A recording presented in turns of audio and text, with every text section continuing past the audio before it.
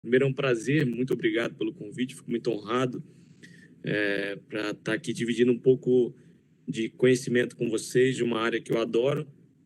Eu sou um apaixonado pelo AVC e pelo tratamento do AVC, muito porque quando a gente consegue atender um paciente com AVC isquêmico e consegue tratar, a gente consegue mudar muito a realidade desse doente.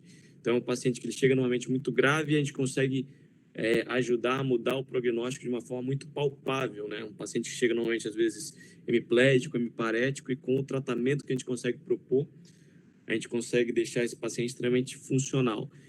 A gente vai ver e discutir um pouco disso aqui, falando um pouco dos artigos. Então, vamos lá. A primeira coisa que eu preciso falar é o que é resiliência, né? Então, o tema da aula, acho que todo mundo já viu, que é o estudo Resilient. E o Resilient vem nada mais do que a resiliência. Se a gente for olhar primeiro o que é resiliência, ela é uma propriedade de um corpo que ele vai voltar à sua forma original depois de sofrer pressão. Então, nada mais é que você sofre uma pressão e retorna à sua forma original. Isso é o que a física normalmente fala, o que é resiliência. A resiliência vem muito em moda nos últimos anos, né? Do desenvolvimento pessoal, no relacionamento interpessoal, falam muito disso. E tem esse livro, uma dica aí para quem quiser ler, do Harvard Business Review, que ele fala sobre essa parte de inteligência emocional e fala só sobre a resiliência. E ele fala nesse livro que a resiliência ela é baseada em 3 grandes pilares. O primeiro pilar é você ter consciência e noção da sua realidade. Segundo, ele vai falar que tem uma crença muito grande no sentido da vida. A vida tem um sentido para quem é resiliente. E um outro é aquela capacidade extrema em improvisar. Então, essas seriam os 3 pilares fundamentais daquilo que seja resiliência. E a gente vai pensar aí nesses 3 primeiros pontos para a gente começar a pensar. Primeira coisa, você ter noção da sua realidade. Você sabendo qual é a sua realidade, você vai saber quais são os problemas que existem na realidade que você vive, não só para desenvolvimento desse trabalho, mas na vida como um todo. Você tem noção da sua realidade, você sabe quais são os problemas que você pode enfrentar e, vendo o problema, encarando ele como uma realidade da sua vida, você vai tentar resolver esse problema, ter uma solução, que atrás de todo problema tem a sua solução, e você vai seguir resolvendo esse problema. E qual que é a nossa realidade? Nossa realidade é essa. A gente vive, a gente trabalha no sistema único de saúde, sistema público de saúde, que ele é normalmente sobrecarregado. Não é por causa da pandemia que ficou mais sobrecarregado, não. O dia a dia de quem trabalha no sistema público de saúde, e eu, graças a Deus, tenho o prazer e a honra de poder trabalhar grande parte da minha vida dentro do sistema público de saúde, é um sistema que ele é extremamente sobrecarregado. Então, essa é a realidade que nós vivemos no sistema público de saúde do Brasil. Então, essa é a nossa realidade. E outra coisa que eu falei que é um dos pilares da resiliência é aquela sentido da vida. Você tem uma crença que a vida tem um sentido. E qual será que é o sentido da vida para você ser uma pessoa resiliente? Eu acho que nós, médicos e nós, profissionais da saúde, o nosso sentido da vida nada mais é do que uma interpretação que eu faço de uma passagem do Evangelho de Lucas 10, que vem mostrando dessa figura. Essa figura representa uma passagem de Lucas 10, que é o bom samaritano. Se a gente for lembrar e for olhar para essa passagem da Bíblia, Igor, eu não sou cristão, não sou católico, não tem problema. A Bíblia é um dos maiores livros da maior sabedoria que a gente pode pegar. Então, o bom samaritano foi o quê? A gente tem que retornar lá naquela época. Um rapaz, um trabalhador, ele estava saindo de Jerusalém e voltando para Jericó. Era um trajeto mais ou menos 27 quilômetros. E esse trajeto é um trajeto extremamente perigoso. E ele foi pego, foi assaltado, foi espancado, foi quase morto. E ficou jogado nesse caminho entre Jerusalém e Jericó, que era um caminho que muitos sumos sacerdotes faziam. E um sumo sacerdote passou, viu esse cara praticamente morto, e o que ele fez? Nada. E o sumo sacerdote, se a gente for pensar, naquela época, era ele que fazia a ligação entre Deus e o ser humano. Era o sumo sacerdote, não fez nada.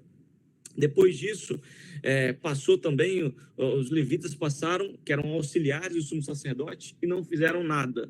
E aí passou um samaritano. Se a gente for pensar quem que era o samaritano naquela época, eram pessoas que eram excluídas da sociedade. Muitas vezes eles falavam que o samaritano era aquela pessoa que pagava o ódio com ódio. Então, nessa parábola, Jesus mostra essa pessoa, que era o samaritano, que era excluído da sociedade e pagava o ódio com ódio, que foi o único que parou e ajudou esse rapaz que foi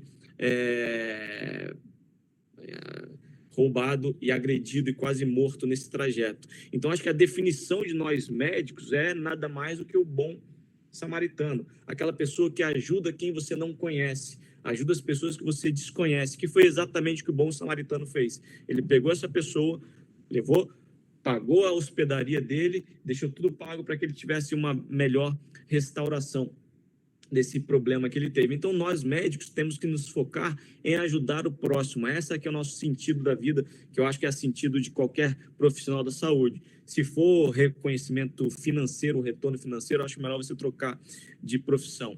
Você pode ter um retorno financeiro, mas eu acho que você não vai ser 100% feliz e buscando a sua essência. Mas o sentido que eu acho que nós médicos temos é o sentido do bom samaritano.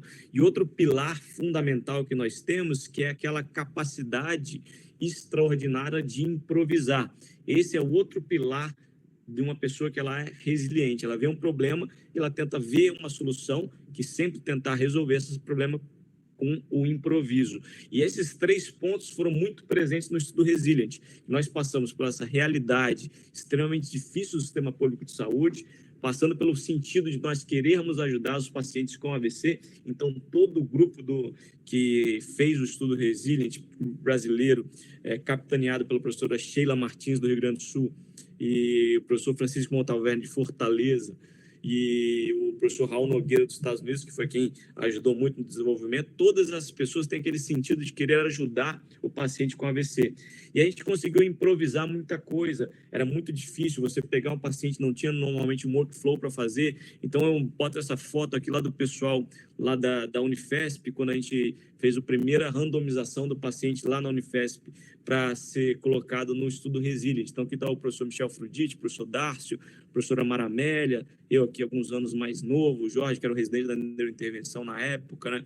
Então, uma galera muito boa que fazia, dava suor, sangue, lágrimas para que esse estudo conseguisse. Então, eu tenho que parabenizar não só esse grupo, mas todo o grupo que realizou o estudo Resilient, que conseguiu tirar água de pedra para conseguir fazer um estudo 100% brasileiro. E aqui está esse grupo que começou muito antes. Isso aqui foi uma reunião que aconteceu lá em 2015, e o estudo só foi publicado agora em 2020. O início do estudo Resilient. Então, foi essa reunião que teve. Então, aqui a gente consegue ver o professor Raul Nogueira, que ele é um neurologista, neurointervencionista que trabalha em Atlanta, nos Estados Unidos, e ele que é brasileiro, ele capitaneou, junto aqui com a professora Sheila, aqui atrás está o professor Francisco Montalverne, o professor Michel Frudite, o professor Paulo Passo. Então, tem a galera aqui praticamente do Brasil todo, né? Doutor Leandro de Vitória, tem uma galera toda. Eu estou aqui atrás escondido, que eu não gosto muito de aparecer, então eu ficava ali escondido. O doutor Fabrício também está aqui, tem uma galera, né, que participou, e que é o doutor Otávio aqui, ó, de Ribeirão Preto, também um grande neurologista. Então, as pessoas que se dedicaram muito para que esse trabalho saísse do sonho, das ideias, e fosse uma realidade. E falando um pouquinho do que foi esse estudo Resilient. Então, o estudo Resilient foi um estudo 100% brasileiro, que acaba de ser publicado em 11 de junho de 2020. Ele foi publicado no New England Journal of Medicine, então um dos maiores jornais de artigos científicos médicos. A gente conseguiu que esse trabalho ele fosse publicado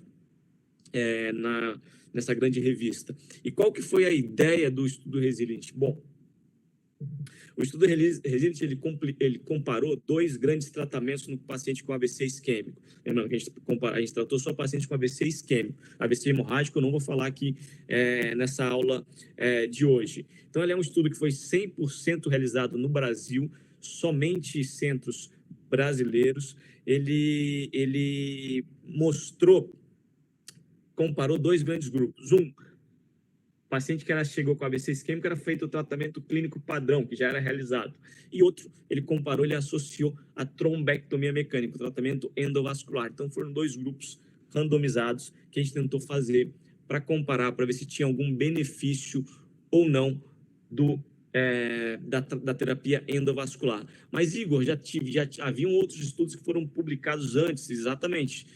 5 grandes trabalhos foram publicados em janeiro de 2015, o primeiro deles, estudo Mr. Clean, depois Escape, Shift Prime, Extend IA e o Revascat, foram 5 grandes trials que, em 1º de janeiro de 2015, mostraram benefício da trombectomia mecânica para o tratamento do AVC isquêmico. Então, já estava demonstrado na literatura desde 2015 que a trombectomia mecânica ela é um tratamento extremamente potente para o tratamento dos pacientes com AVC isquêmico. Principalmente, um critério obrigatório, uma condição sine qua non para indicar a trombectomia mecânica é o que a gente chama de large vessel occlusion, oclusão de grande vaso. Então, tem que ter um paciente com AVC isquêmico e ele tem que ter uma oclusão de grande vaso para indicar a trombectomia mecânica. Isso é uma condição sine qua non. Se ele não tem oclusão de grande vaso, o que é oclusão de grande vaso, Igor? Oclusão da carótida ou segmento M1 da cerebral média. Isso é o que a gente interpreta como oclusão de grande vaso. E como eu vejo isso? Eu vejo pela angiotomografia ou angiorressonância, o exame não invasivo. E aí eu levo o paciente para a sala de angiografia para fazer a trombectomia mecânica. Então, esses 5 grandes trabalhos mostraram benefício. E por que a gente teve que fazer um outro para mostrar que tinha benefício da trombectomia mecânica no Brasil? Todos esses 5 trabalhos, eles foram 5 trabalhos realizados em país desenvolvido. Então, foi realizado na Catalunha, nos Estados Unidos, no Canadá, na Espanha, na França. Então, foram trabalhos realizados em países desenvolvidos. E o que o Ministério da Saúde pediu? Ele falou, olha, para a gente autorizar esse tipo de tratamento no sistema público de saúde, a gente vai precisar de um trabalho no Brasil, para saber se a realidade em países em desenvolvimento vai ser semelhante à do país desenvolvido.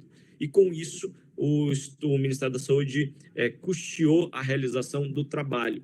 E por isso que a gente conseguiu realizar, porque não era um país desenvolvido, mas sim um país em desenvolvimento. A trombectomia mecânica é um tratamento que ele é caro, então o custo ele é muito grande, então a gente precisava ter certeza que o benefício no país em desenvolvimento seria igual aos países desenvolvidos. E, além disso, 3 grandes empresas realizaram ajuda para esse trabalho ser realizado. A Medtronic, com doação de material, a Penumbra, também com doação de material para o tratamento endovascular. E uma outra empresa chamada Ischemia View, que faz o Rapid, que foi outra... O Rapid é uma análise automatizada da tomografia de crânio.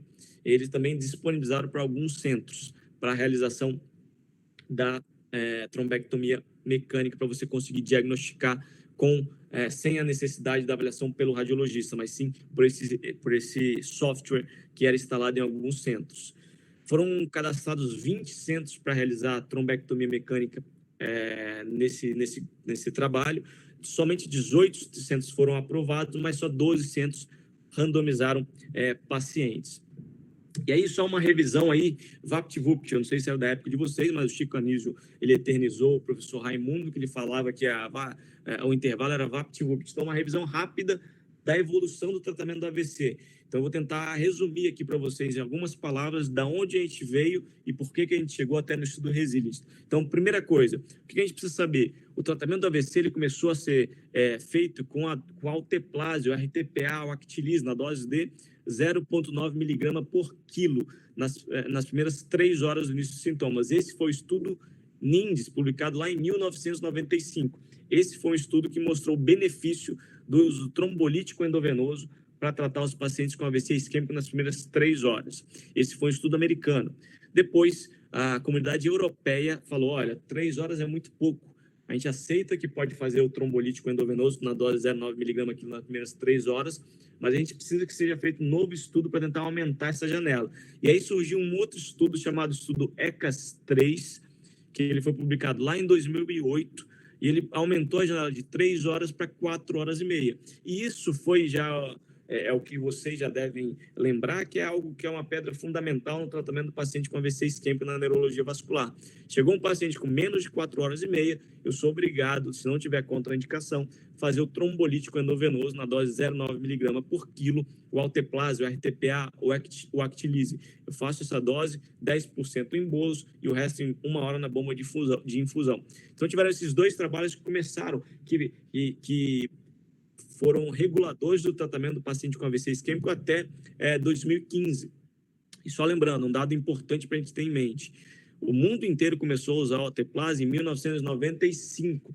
E no Brasil, Igor? No Brasil, saiu uma portaria só em 2012 autorizando o uso do alteplase no sistema público de saúde. Ou seja, 17 anos de atraso para a gente começar a realizar o trombolítico endovenoso no sistema público de saúde. E por isso, a gente começou a correr muito depois que saíram esses novos trabalhos de 2015. O que esses novos trabalhos de 2015 mostraram, Igor? Eles mostraram para a gente acrescentar uma imagem diferente. Então, antes de 2015, de janeiro de 2015, eu era obrigado a fazer uma tomografia de crânio sem contraste. Para quê? Ver se tem sangue ou não tem sangue. Não tem sangue, AVC isquêmico eu posso tratar. Em janeiro de 2015, saíram aqueles 5 grandes trabalhos, Mr. Clean, 1º de janeiro de 2015, Extend IA, Escape, Shift Prime e Revascat.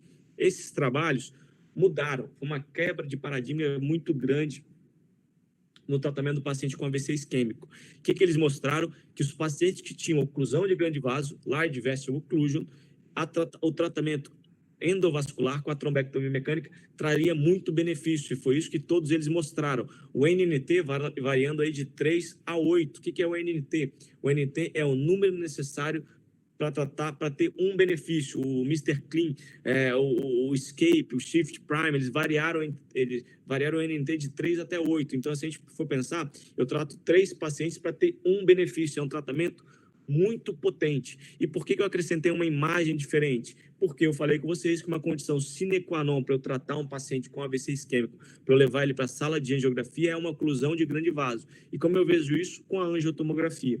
A angiotomografia ou angiorressonância, exames não invasivos, eu vou fazer uma injeção de contraste e vejo onde tem um stop, onde tem uma oclusão. Então, eu sempre faço uma analogia com o pessoal da cardiologia. Chega um paciente com dor torácica, eu faço o quê? Eu faço um eletrocardiograma. Se ele tem um supra DST, eu vou levar ele para a sala. Na neurologia é a mesma coisa. Chega um paciente com protocolo de déficit neurológico focal. Eu faço uma tomografia, não tem sangue, é um AVC isquêmico. Eu faço uma angiotomografia, que vai ser meu supra DST. Tem uma oclusão de grande vaso, eu vou levar ele para a sala de angiografia. Então, a oclusão de grande vaso, para mim, é como se fosse para o cardiologista o supra DST. Então, eu sou obrigado hoje a fazer uma tomografia de crânio sem contraste, é um AVC isquêmico, não tem sangue, eu complemento com uma angiotomografia. Desde janeiro de 2015, isso é obrigatório. Eu devo fazer, porque o benefício é muito grande para eu indicar o paciente com uma oclusão de grande vaso, certo? E aí, eu falei com vocês, esses 5 trabalhos foram feitos na Austrália, na Catalunha, na Espanha, Canadá, e aí em todos os países desenvolvidos. O que aconteceu? Surgiu o estudo Resilient. Começou lá em 2015, começou a ideia de fazer o estudo Resilient, e ele se manteve porque foi uma necessidade do Ministério da Saúde para mostrar que em países em desenvolvimento, a trombectomia mecânica também tinha benefício. E o Brasil foi o único país em desenvolvimento a realizar esse trabalho. O Chile também estava fazendo um trabalho semelhante, mas ainda não foi publicado. Então, o Brasil foi o primeiro a mostrar esse benefício. Por isso, esse é um trabalho muito importante para o Brasil, porque ele tem esse carimbo verde e amarelo 100% brasileiro, e mostrou também que é um benefício muito grande da trombectomia mecânica no paciente com AVC isquêmico. E qual é a grande diferença que eu posso mostrar do estudo Resilient para esses outros trabalhos que eu já falei com vocês? Eu acho que a diferença fundamental, os critérios de inclusão são praticamente os mesmos. É aquele paciente que é maior de 18 anos, como todos os outros trabalhos fizeram. A condição sine qua non, que é obrigatória, eu tenho que ter oclusão de grande vaso, ou seja, oclusão da carótida ou do segmento M1, é outro critério de inclusão extremamente importante. E um dado importante é que o ranking, ou seja, a escala de ranking de independência do paciente antes do AVC, tem que ser de 0 ou 1, para ele ser incluído no trabalho. Então, isso também é alguma coisa extremamente importante. Outro dado, o NIH tem que ser maior do que 8. O que é o NIH? O NIH é uma escala, National Institute of Health Stroke Scale, é uma escala que ele vai fazer uma pontuação do paciente com AVC. É uma escala clínica, à beira do leito, você examina o doente, uma pessoa bem treinada consegue fazer esse exame em 30 segundos, 1 minuto, e ele vai variar de 0 até 42. 0 é aquela pessoa sem déficit nenhum, 42 é aquela pessoa com mais déficit possível. Maior do que 6, na maioria dos trabalhos, estava indicado realizar a trombectomia mecânica. No Resilient, ele botou um NH maior do que 8. Por quê? Se eu tenho um NH maior do que 7, eu tenho uma sensibilidade de 86%, especificidade de 79% de ter uma oclusão de grande vaso. Só pelo exame clínico eu tenho uma ideia se ele tem ou não tem. Não tem exame de imagem ainda, né? Só pelo meu exame clínico eu consigo ter uma ideia se ele tem uma oclusão de grande vaso ou não. Mas o dado mais importante, eu acho, do Resilient foi o tempo. Ou seja, aqueles pacientes que chegaram até 8 horas do início dos sintomas, quando começou os sintomas, ele podia fazer a trombectomia mecânica. Se a gente for ler os guidelines que saíram em setembro de 2015, que a American Heart Association, a American Stroke Association, alteraram o guideline em setembro de 2015 por causa desses trabalhos que saíram em janeiro. Eles botaram que a trombectomia mecânica ela é realizada até o ictus de 6 horas, ou seja, começou os sintomas, chegou até 6 horas, eu podia realizar a punção. Então, isso era um dado do guideline anterior. E o Resilient mostrou benefício até 8 horas do início dos sintomas em pacientes em país em desenvolvimento, tá certo? Então, é um dado diferente do estudo Resilient, que a gente também leva para a nossa prática também do dia a dia. E os critérios de exclusão? Os critérios de exclusão são semelhantes. O paciente que tem hemorragia não pode entrar porque não é um AVC isquêmico. Mas um dado importante, o ASPECT. O ASPECT é uma outra classificação tomográfica. A tomografia ela é pontuada em 10 regiões. Cada região dessa que eu tiver um sinal indireto de isquemia, perda da relação córtico-subcortical, apagamento do sulco, eu vou perdendo pontos. Então, uma tomografia normal tem um ASPECT de 10. Cada área isquêmica eu vou perdendo pontos nessa tomografia. Se eu tenho um aspect menor do que 6, esse paciente tem muita área isquêmica, ele não era randomizado para o estudo Resilient, tá certo? Se a ressonância fosse feita, você pode fazer tanto com tomografia quanto com ressonância, pelo DWI, era menor do que 5, aspect menor do que 5. Então, são dados de critérios de exclusão. Se for feita uma perfusão, só lembrando, eu posso fazer o exame de tomografia, eu posso fazer o exame de ressonância, eu posso fazer o exame de imagem avançado, tomografia, perfusão, ressonância, perfusão. Esse exame de perfusão eu consigo ver a área isquêmica, o core e a área de penumbra, aquela área que core isquêmica já está morta e a área de penumbra, o tecido cerebral que está sofrendo. Se eu tenho um core isquêmico que era menor do que 70, eu poderia pensar em indicar a trombectomia mecânica. E um mismatch, uma relação menor do que 8, eu pensaria em não indicar essa trombectomia mecânica. E quais foram os dados que eu vi do estudo Resilient? Só um dado, no estudo Resilient era possível você fazer o uso do Stent Retriever, da Medtronic, ou sistema penumbra de aspiração. São duas técnicas endovasculares, ou você usa esse stent aqui para retirar o trombo, ou faz o sistema de aspiração. Ah, Igor, eu nunca vi um stent, não sei como é que funciona. Esse aqui é o canal que eu tenho lá no YouTube. Se você apontar o seu celular aí, abrir o seu celular, você vai receber o link desse vídeo que explica o estudo Resilient também, muita coisa que eu falei aqui nesse vídeo. E lá eu mostro também o que é esse stent retriever, esse stent solitaire que foi usado no Resilient. Só lembrando, diferente da cardiologia, na cardiologia você tem um infarto agudo no miocárdio com supra de ST, vai para a sala de hemodinâmica, abre a coronária e deixa o stent lá, porque normalmente é uma doença ateromatose. No cérebro é diferente. Normalmente a gente tem uma doença cardioembólica. Então, é um êmbolo que se formou e impactou numa artéria menor. E aí eu pego esse stent, eu abro e eu retiro esse stent aberto. Ele não fica lá dentro. Então, o trombo ele vai ficar grudado nesse emaranhado do stent, nessa malha do stent, e eu retiro esse stent para o trombo vir junto desse stent. Então, lá no canal do YouTube eu mostro, então, esse stent retrieval. Tem um outro vídeo que eu mostro também o sistema de aspiração penumbra. Eu mostro como é feito também uma trombectomia mecânica para quem nunca viu, tá certo? Você pode apontar o seu celular para o QR Code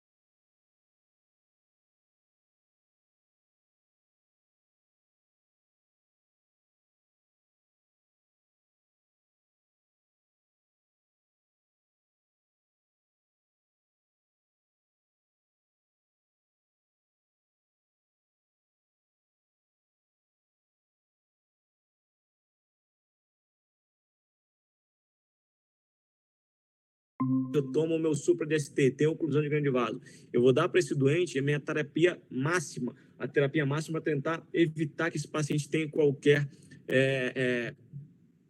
sequela. Então, eu faço o trombolítico endovenoso e levo o paciente imediatamente para a sala para retirar, se ele tiver uma oclusão de grande vaso. Então, o braço da trombectomia mecânica chegou com menos de 4 horas e meia, ele vai para a sala de hemodinâmica. Mais de 4 horas e meia até 8 horas, eu não faço o trombolítico, mas ele tem a oclusão de grande vaso, eu levo o paciente para a sala de angiografia para retirar esse trombo. Então, foram randomizados 221 pacientes com oclusão de grande vaso, oclusão proximal, carótida ou segmento M1, com menos de 8 horas do início dos sintomas. Sempre lembrar, não é o tempo que ele chegou no seu pronto-socorro, não é o tempo que você viu ele no PS, é o início dos sintomas, quando ele foi visto bem pela última vez, lá que dispara o seu cronômetro. Se é menos de 8 horas, eu posso randomizar esse paciente, ou para o tratamento de trombectomia mecânica, ou para o tratamento clínico, o melhor para esse doente. Menos de 4 horas e meia, trombolítico endovenoso. Mais de 4 horas e meia, sem trombolítico endovenoso. Então, foi um número de doentes, 111 versus 110. E o que eu vi? Eu vi um odds ratio de 2,28. O que eu falo aí de um odds ratio de 2,28? Se eu tivesse um odds ratio de 1, seria indiferente. Menor do que 1, maléfico. Então, eu tive 2,28 de benefício de um paciente que foi para o tratamento endovascular comparado com aquele tratamento clínico otimizado. Ou seja, falando uma outra forma, o odds ratio, eu tenho uma chance de 35,1% do paciente desse grupo do tratamento endovascular de ter um desfecho com menor incapacidade versus 20% do paciente com tratamento clínico otimizado, ou seja, uma diferença de 15% de maior chance de independência. Por que eu falo maior chance? O meu desfecho do meu tratamento vai ser o ranking modificado em 90 dias, menor do que 0 ou 2. O ranking é uma escala de independência. 0, paciente independente. 1, paciente que tem um déficit neurológico após esse AVC, mas não limita ele em nada. 2, ele tem um limite, uma limitação, mas que não incapacita ele para as suas atividades do dia a dia. Então, o paciente que foi para tratamento endovascular, ele tinha 15% de chance maior de não ter incapacidade. Então, ele foi parado, o estudo Resilient, antes do fim da randomização, porque no estudo, na análise interina do estudo, ele viu que já tinha um benefício muito grande. Então, nesses estudos que o benefício já é comprovado, sem precisar randomizar todos os doentes, a gente para, porque não tem mais necessidade, já foi comprovado o benefício da terapia, tá certo?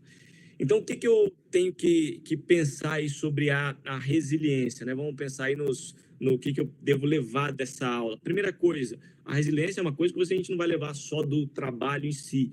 Se a gente for olhar todos os trabalhos, eu acho que as pessoas que dão nomenclatura e dão o título dos trabalhos, dos trials, são extremamente criativas, né? Então, você vê Mr. Clean, fazer uma limpeza, é genial. Escape, fugir, extend, vai passar um pouco mais adiante. Mas eu acho que o trabalho com o melhor número, se tivesse um Oscar de nome de trabalhos, eu acho que o Resilient ganharia disparado, porque ele demonstra quanto difícil quanto pressão a gente sofre por trabalhar no sistema público de saúde e quanto a gente tem que improvisar, enquanto a gente tem que superar as nossas dificuldades para conseguir fazer um trabalho desse porte no Brasil. Então, acho que o Resilient, para mim, ganhou o Oscar de melhor título de trabalho de trial do ano de 2020, né? Então, uma coisa que você tem que levar para a sua vida, não só do trabalho, tem que encarar a realidade da sua vida. Você não pode fingir que a realidade da sua vida não é essa. A realidade é essa. Vendo a sua realidade de vida, você vai conseguir enxergar os problemas e no próprio problema vai estar a solução, né? E aí você vai conseguir superar essas dificuldades para a sua vida. Enquanto qual que é o propósito que te faz acordar toda manhã. Você encontrando o seu propósito, você vai conseguir encarar todas as dificuldades de uma forma muito mais fácil. Então, lembre sempre, por que eu levanto de manhã? O meu propósito de vida hoje é atender e tentar difundir o conhecimento para melhorar o atendimento de pacientes com AVC isquêmico. Esse é meu dividir conhecimentos, porque o conhecimento é aquilo que é a única coisa que, ao dividir, a gente multiplica. Então, eu tento multiplicar esse conhecimento para melhorar o atendimento de pacientes com AVC isquêmico. E uma outra coisa importante que você tem que levar do estudo Resilient é aqueles pacientes com oclusão de grande vaso, large vessel occlusion. O que eu quero dizer com large vessel occlusion? Você tem que entender esse linguajar novo. É oclusão de carótida ou oclusão de segmento M1. Isso é o large vessel occlusion. Até 8 horas, que foi o que o Resilient provou, eu tenho que indicar a trombectomia mecânica, porque eu tenho 15% de chance de o paciente sair com menor incapacidade ou com menor sequela se eu indicar o tratamento para esses doentes, tá certo? Então, queria agradecer muito o convite de todos vocês. Como eu gosto desse negócio de QR Code, eu acho bonito, eu vou deixar aí para vocês esse QR Code, que aí você vai receber todos os links das redes sociais que a gente tem, Instagram, Facebook, Twitter, YouTube, podcast, e-mail para você mandar alguma dúvida. Se quiser mandar e-mail para dúvidas@igorpajola.com.br, pode mandar também, que eu vou tentar responder todas elas. Igor, eu quero o artigo do Resilient, manda que eu mando para vocês também, para vocês lerem esse artigo. Eu quero o Mr. Clean, fala que eu mando por e-mail, que também eu tento disponibilizar todos esses para vocês. Espero que eu tenha sido claro, que vocês tenham pego alguns conceitos importantes que são fundamentais para o tratamento hoje, em 2020, dos pacientes com AVC isquêmico. É inadmissível que em 2020 você receba pacientes em pronto-socorro grandes, pequenos, médios, atendidos por médicos, que não seja feita uma angiotomografia. É obrigatório você fazer uma angiotomografia. É como se chegar um paciente com dor torácica e você não fazer um eletrocardiograma. A angiotomografia vai me dar um dado muito importante, que eu posso ver se esse doente vai se beneficiar de um tratamento endovascular. Então, tem que estar na prática nossa do dia a dia. Tomografia de crânio, eu diferencio, tem sangue, não tem sangue, é hemorrágico, é isquêmico. Mas sempre a angiotomografia é obrigatória de vasos cervicais e intracranianos, que eu posso mudar o prognóstico de vida de doentes e de familiares dos pacientes que chegam com AVC isquêmico, tá certo? Muito obrigado.